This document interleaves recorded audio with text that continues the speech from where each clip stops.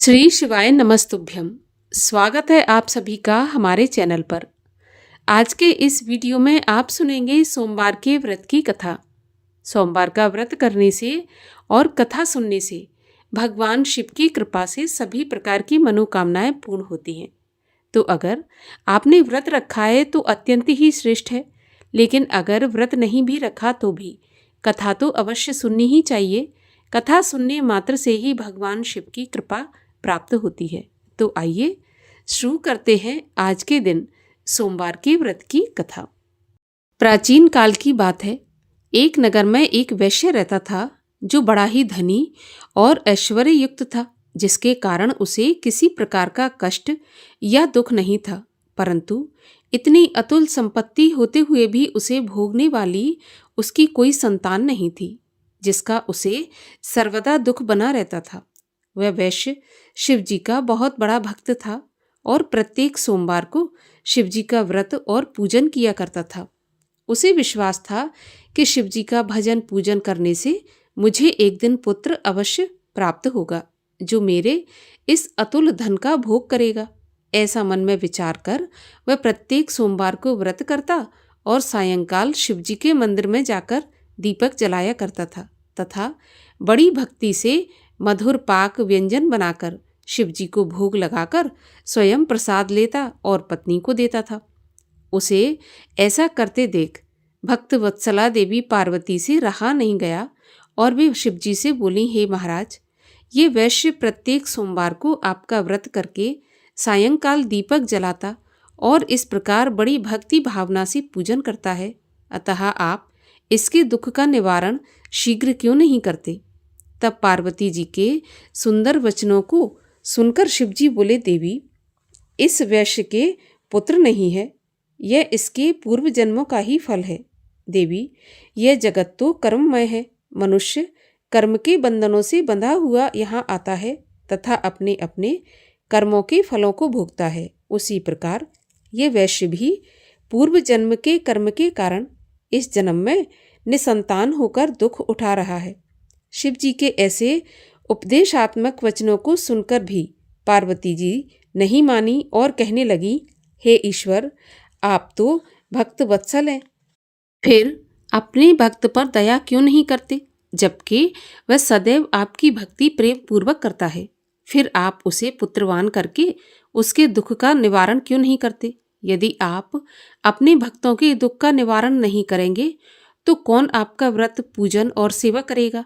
हे शिवजी, मेरा आपसे अनुरोध है कि आप कृपा करके उसे अवश्य ही पुत्रवान कीजिए।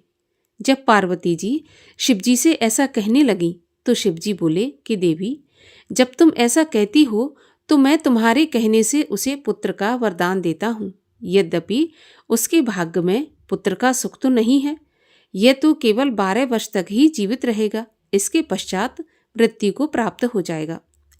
भगवान शिव और माता पार्वती की ये सब बातें वह वैश्य सुन रहा था। इस प्रकार कुछ काल व्यतीत होने पर उस वैश्य की स्त्री गर्भवती हुई और 10वां महीना प्राप्त होने पर एक सुंदर पुत्र की प्राप्ति हुई, जिससे उसके घर में बड़ी खुशी मनाई गई।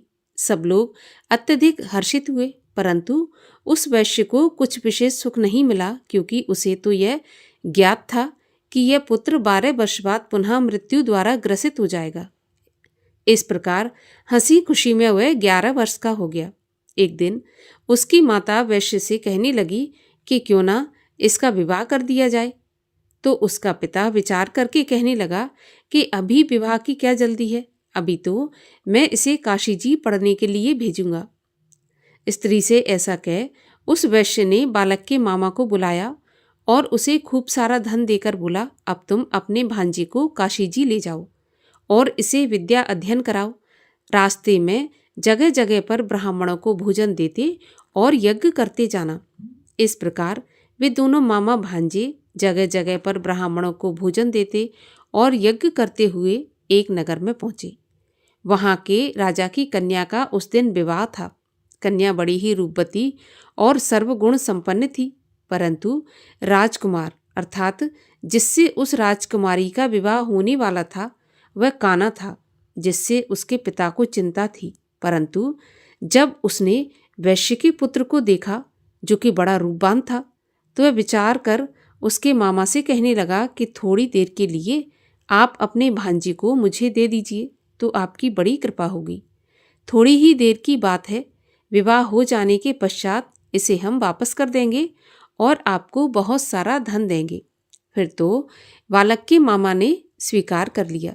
वर का पिता उसे वर बनाकर मंडप में ले गया और विवाह का समस्त कार्य बड़ी दक्षता से संपन्न किया।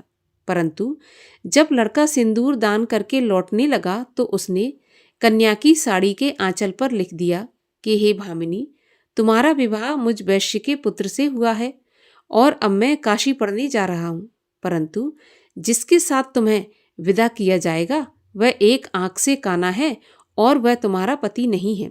इस प्रकार विवाह कार्य संपन्न होने पर विदा की बेला पर जब राजकुमारी ने अपनी साड़ी पर कुछ लिखा देखा तो उसे पढ़कर उसने राजकुमार के साथ जाने से मना कर दिया और बोली, यह मेरा पति नहीं है, मेरा पति तो एक वैश्य का पुत्र है जो इस समय काशी जी में पढ़ने के लिए गया है। फिर तो राजकुमारी की ऐसी बात सुन उसके माता पिता अत्यंत ही आश्चर्य में पड़ गए और राजा अर्थात वर के पिता की चालाकी से अत्यंत दुखी हुए। कन्या को विदा नहीं किया और बारात बिना कन्या के ही वापस लौट गई। उधर वह वैश्य का पुत्र तथा उसका मामा दोनों काशी जी पहुंचे तथा बालक ने अपना अध्ययन प्रारंभ कर दिया और उसके मामा ने यज्ञ करना प्रारंभ कर दिया। इस प्रकार कुछ दिन व्यतीत होते हुए लड़के की अवस्था 12 वर्ष की हो गई। उस दिन यज्ञ हो रहा था कि उस बालक ने अपने मामा से कहा कि आज मेरी तबीयत कुछ ठीक नहीं है और मैं अंदर सोने जा रहा हूँ। ऐसा कहकर वह जाकर सो गया, परंतु उसके सोने के थोड़ी ही देर बाद उसके मामा ने आकर देखा तो वह देखता है कि भांजा तो मरा पड़ा है, जिससे वह अति दुखी हुआ। अब परंतु यज्ञ हो रहा था इसलिए वह यज्ञ विध्वंस के भय से चुप रहा और जब यज्ञ कार्य समाप्त हो गया तथा सब ब्राह्मण चले गए तब वह खूब जोर जोर से रोने लगा। उसी समय भाग्यवश पार्वती जी सहित शिवजी उधर से जा रहे थे कि तभी पार्वती जी ने करुण रुदन सुना, जिसे सुनकर उनका हृदय द्रवीभूत हो गया और वे शिवजी से कहने लगीं, प्रभु देखिए तो कौन इस समय इतनी करुणा से रुदन कर रहा है, आप वहाँ चलकर देखिए कि वह क्यों रो रहा है। तब पार्वती जी का ऐसा आग्रह देख शिवजी उस स्थान पर गए जहाँ उसका मामा अपने भांजे को लेकर रो रहा था। फिर तो पार्वती जी ने उस बालक को पहचान लिया और कहने लगीं कि प्रभु ये तो वही बालक है जो कि आपके आशीर्वाद से प्राप्त हुआ था। शिवजी बोले, देवी ये बालक अपनी आयु समाप्त कर चुका है और ये मृत्यु को प्राप्त हो गया, इसमें किसी का कोई दोष नहीं है। पार्वती जी ने कहा, प्रभु जैसे आपने इसे अब तक 12 वर्ष की आयु दी थी वैसे ही जीवन पर्यंत के लिए और आयु दे दीजिए, नहीं तो यह वणिक पुत्र के वियोग में मृत्यु को प्राप्त हो जाएगा। तब पार्वती जी के ऐसा कहने पर शिवजी ने वणिक पुत्र को जीवित कर दिया। इस प्रकार वह शिवजी के वरदान से जीवित हो गया और शिव पार्वती पुनः अपने धाम को चले गए। फिर कुछ दिनों के पश्चात वह बालक अपने मामा के साथ अपने नगर की तरफ चल पड़ा। चलते चलते पुनः उसी नगर में आया जिस नगर में राजकुमारी के साथ उसका विवाह हुआ था। वहां पहुंच उसने यज्ञ करके ब्राह्मण भोजन दिया, जिससे भोजन करके जाते हुए पंडितों द्वारा राजा को यह खबर लगी कि काशी से कोई वैश्य पुत्र आया है जो यज्ञ करके ब्राह्मण भोजन करा रहा है। राजा उसे देखने के लिए गया और वहां पर उसने स्वयं अपने जामाता को देखा तो अति प्रसन्न होकर आदर के साथ अपने महल में ले आया और कुछ दिन तक रखकर खूब आदर सत्कार किया और इसके बाद पुत्री को खूब दान दहेज सहित उसके साथ विदा कर दिया। तब वह वणिक पुत्र स्त्री सहित मामा के साथ अपने नगर को चल पड़ा। जब वे घर के थोड़ा नज़दीक आए तो मामा ने कहा कि मैं जाकर पहले अपनी बहन को तुम्हारे आने की खबर देकर आता हूँ, जिससे कि वे वधू सहित तुम्हारा स्वागत करें। इधर वह वैश्य अपनी स्त्री सहित छत पर जा बैठा था कि यदि मेरा पुत्र काशी से लौटकर नहीं आएगा तो हम लोग यहीं से कूदकर अपने प्राण दे देंगे। परंतु जब मामा ने आकर कहा कि आपका पुत्र कुशलता से अपनी पत्नी सहित आ रहा है, आप लोग विधिवत उसका स्वागत कीजिए। मामा की ऐसी बात सुनकर वे लोग अति प्रसन्न हुए और बड़े आदर के साथ पुत्र वधू का स्वागत किया और अति प्रसन्न हो सोमवार व्रत करके शिवजी का विधिवत पूजन और वंदन किया। जो मनुष्य सोमवार का व्रत करके शिवजी का पूजन करता है और इस कथा को पढ़ता या सुनता है, वह सभी कष्टों से छूटकर अपने समस्त मनोरथों को पाता है। बोलिए भगवान शिव की जय। श्री शिव चालीसा। जय गणेश गिरिजा सुवन, मंगल मूल सुजान। कहत अयोध्या दास तुम, देहु अभय बरदान। जय गिरिजापति दीन दयाला, सदा करत संतन प्रतिपाला। भाल चंद्रमा सोहत नीके, कानन कुंडल नागफनी के। अंग गौर सिर गंग बहाए, मुंड माल तन छार लगाए। वस्त्र खाल बाघंबर सोहे, छवि को देख नाग मुनि मोहे। मैना मात की हवे दुलारी, वाम अंग सोहत छवि न्यारी। कर त्रिशूल सोहत छवि भारी, करत सदा शत्रुन क्षयकारी। नंदी गणेश सोहे तह कैसे, सागर मध्य कमल हो जैसे। कार्तिक श्याम और गणराऊ, या छवि को कही जात न काऊ। देवन जब ही जाए पुकारा, तब ही दुख प्रभु आप निवारा। किया उपद्रव तारक भारी, देवन सब मिल तुम ही जुहारी। तुरत षडानन आप पठायो, लव निमेष महे मार गिरायो। आप जलंधर असुर संहारा, सुयश तुम्हार विदित संसारा। त्रिपुरासुर सन युद्ध मचाई, सबहि कृपा कर लीन बचाई। किया तपहि भागीरथ भारी, पुरब प्रतिज्ञा तासु पुरारी। दानिन मह तुम सम कोई नाही, सेवक अस्तुत करत सदाही। वेद नाम महिमा तब गाई, अकथ अनाद भेद नहीं पाई। प्रगटी उदथ मंथन में ज्वाला, जरत सुरासर भये विहाला। कीन्ही दया तह करी सहाई, नीलकंठ तब नाम कहाई। पूजन रामचंद्र जब कीना, जीत के लंक विभीषण दीना। सहस कमल में हो रहे धारी, कीन परीक्षा तब ही पुरारी। एक कमल प्रभु राखे जोई, कमल नयन पूजन चह सोई।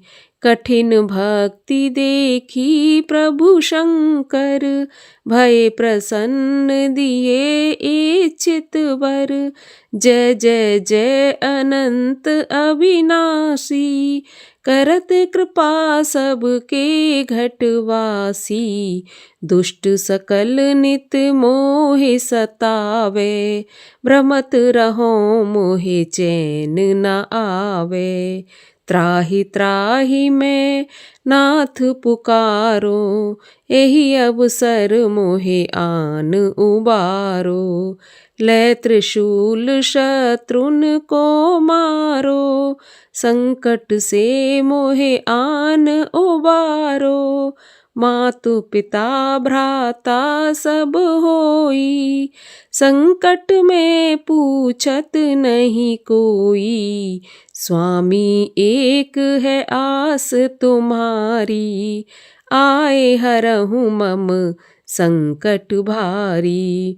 धन निर्धन को देत सदाही, जो कोई जाचे वो फल पाई।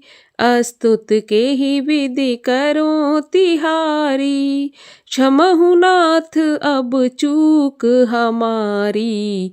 शंकर हो संकट के नाशन, मंगल कारण विघ्न विनाशन। योगी यति मुनि ध्यान लगावे, नारद शारद शीश नवावे। नमो नमो जय नमो शिवाय, सुर ब्रह्मादिक पार न पाए। जो यह पाठ करे मन लाई, तापर होत है शंभु सहाई। ऋनिया जो कोई हो अधिकारी, पाठ करे सो पावन हारी। पुत्रहीन कर इच्छा कोई, निश्चय शिव प्रसाद तेहि होई। पंडित त्रयोदशी को लावे, ध्यान पूर्वक होम करावे। त्रयोदशी व्रत करे हमेशा, तन नहीं ताके रहे कलेशा। धूप दीप नैवेद्य चढ़ावे, शंकर सम्मुख पाठ सुनावे। जन्म जन्म के पाप नसावे, अंत धाम शिवपुर में पावे।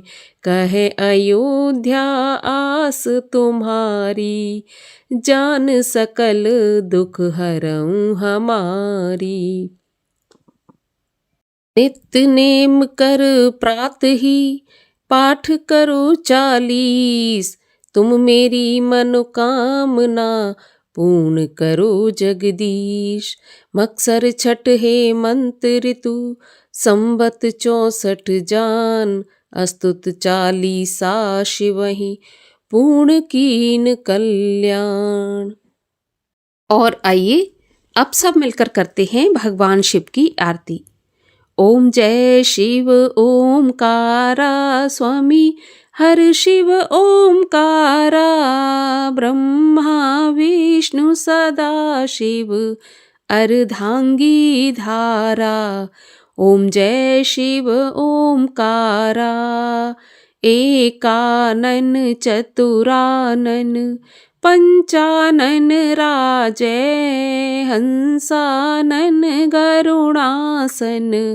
वृषवाहन साजै, ओम जय शिव ओमकारा।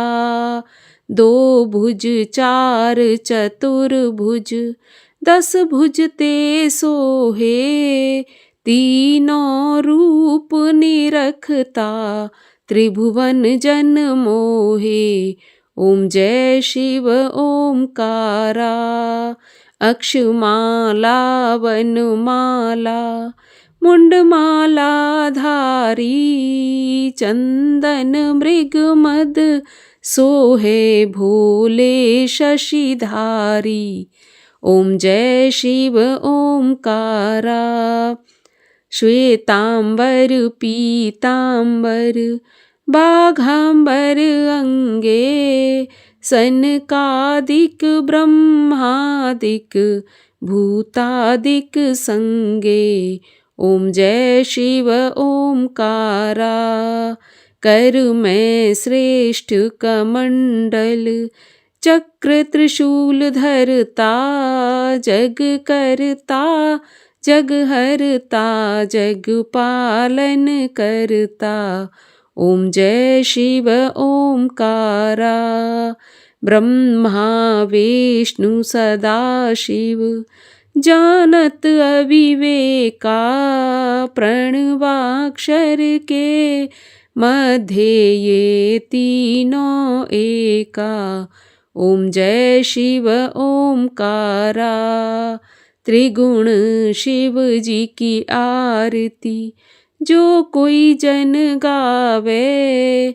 कहत शिवानंद स्वामी मन वांछित फल पावे। ओम जय शिव ओमकारा।